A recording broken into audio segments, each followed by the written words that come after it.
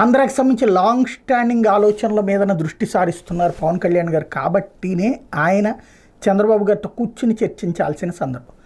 సంపద సృష్టి అంటే ప్రజల మీద పన్నుల భారాలు మోపి అదనపు వసూళ్లు చేయటం కాదు, కళ్ళ ఎదురుగుండా కనబడుతున్న సంపదని సంపాదించుకోవడం.